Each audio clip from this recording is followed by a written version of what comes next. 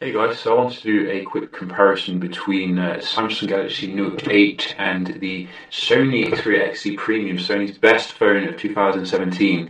I think they did release a phone quite recently, but nobody really thinks that it's better than the XZ Premium. Let's just be honest.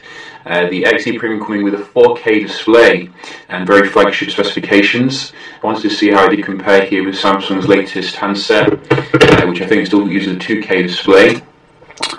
So we are getting quite a flagship level Snapdragon processor in the Sony as well versus Exynos 8895 here in the Samsung. So you can see in terms of the size here, they're not too different, but obviously Samsung is way ahead when it comes to the bezel ratio. But the actual sharpness of the display is unparalleled still on the Sony. I think they could switch to AMOLED maybe for a bit more high contrasty kind of colours like we have on the Note 8. But if you're looking at it, head on here, really high quality display on the Sony, which I think you do get it on the XZ1, but it doesn't have the big battery, and I don't think it has a 4K resolution. So I don't really understand why they've released that, but nevertheless, I did want to see how these two compare. I think you can get the XE Premium now for quite a decent price. So we're just going to get rid of everything, as you can see, and let's start up some day-to-day applications. Let's go.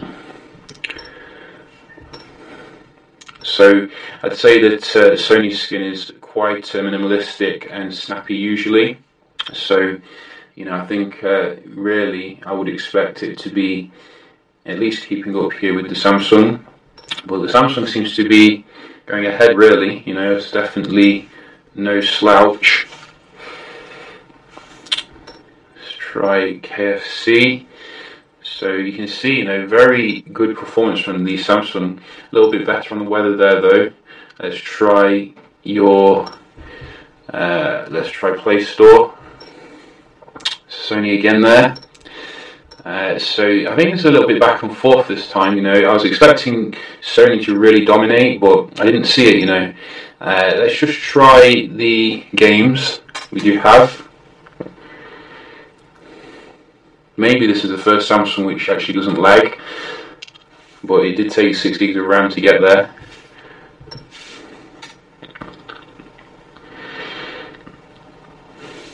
So the games seem to be pretty identical here, not huge difference really. Oh, I think Samsung that time, and last one. Or Sony that time. So very mixed performance here. Wow, I can't believe how a 6-month-old Sony can keep up with the latest Samsung. That is pretty awesome.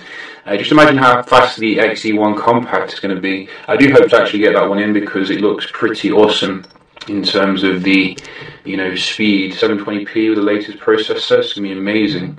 Let's just try a quick web page load here.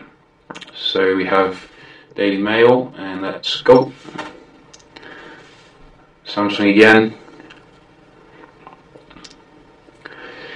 So I think that was quite mixed. In fact, that was the Sony then. That was definitely the Sony because it loaded the mobile kind of view very quickly. A little bit confused here with the Note. So let's just go back down. Both of them nice and fast to scroll here. I think the display is a bit brighter on the Note 8. I'm going to be honest. I think Sony could improve that. Let's just try the speed here of the Wi-Fi. Where's the speed test? I always have speed test here. I don't know where it's gone though. There we go. So you can see both. Well, they're not actually. This one is being annoying.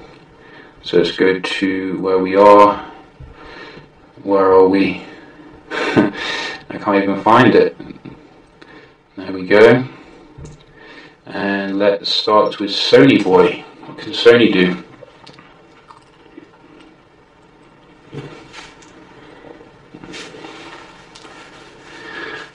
Oh, not too bad. Not too shabby. I do think the Note's going to beat it though, based on what I've seen.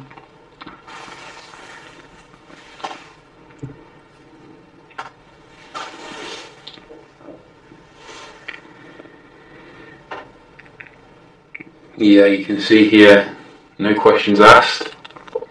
Should we give Sony another try? Of course we're going to give them another try. This is a Sony Stable. Let's go. Sony's going to be doing a new design phone next year as well, so probably best to hold off any new Sony phones if you know, looking at the latest Sony phones. You can see here just falls short, unfortunately, when it comes to download, but when it comes to the upload, you can see very good score here, much better than the Note. So yeah, let's see the multitasking to round off the video. This is an area where Sony usually is quite strong, as I remember. You can see the basic ones here, very similar.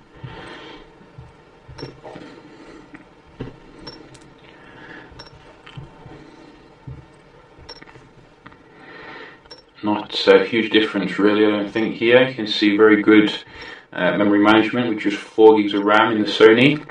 It did take 6 gigs of RAM for Samsung to get it right. And let's try the games. Is it holding in memory? Yes, that one. And let's try this one. Yeah. So no difference whatsoever here.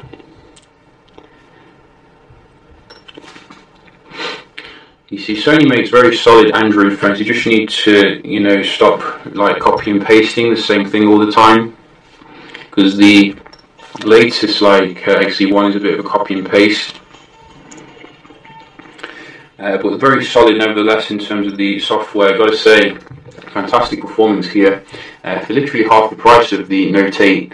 So I definitely recommend the XE Premium still, you know, if you're looking for a high-end phone. I'd say that probably the camera is going to be more stronger though on the Samsung, particularly in terms of the low light, because it has the optical image stabilization as well as a dual camera now, whereas you only get the one camera, which is very good actually in good light, but they definitely need to, I think, revitalize the camera system as well as the software, because the software feels very old now. I think it's been there since like the Z series, so definitely looking forward to what Sony has to offer in 2018.